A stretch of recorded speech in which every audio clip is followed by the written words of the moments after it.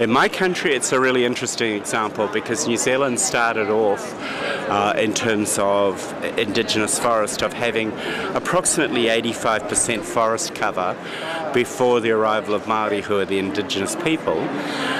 In about 1,000 years of Māori occupation, the deforestation rate was contained at a maximum of 20%, and that included deforestation for hunting. In the next 200 years of European occupation, the deforestation rate was double that. So in a fifth of the time, the European population managed to double the rate of deforestation. In the early 1900s, as a make-work scheme, the New Zealand government introduced a policy of planting trees. And they planted them in the central North Island area in a region known as the Volcanic Plateau. They chose this area because it's not an area that naturally grows large-scale trees anyway, and so they chose the area and they planted it in Pinus radiata.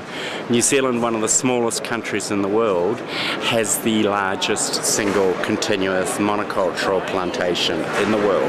It is not something to be proud of. We have more than 8% of our total landmass in my country in plantation cover.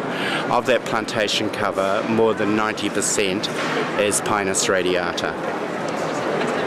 So there's some really interesting statistics for you. It has devastated biodiversity. You will get people who will tell you this is the volcanic plateau and not a lot grew there beforehand. Now, it's true that not a lot of large trees grew there beforehand, but it was a very fragile ecosystem like scrublands are, and there were a lot of grasses and small bushes that grew there that just are not found anymore.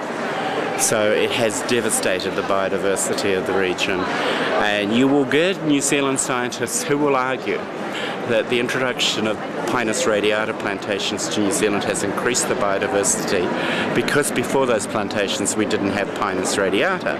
Therefore the biodiversity of New Zealand has increased by one species. And that may well be true, but in terms of the diversity that exists within that, it has definitely decreased, and what we don't know is how many species of those small grass and shrubs have disappeared in the early days of those plantations going in.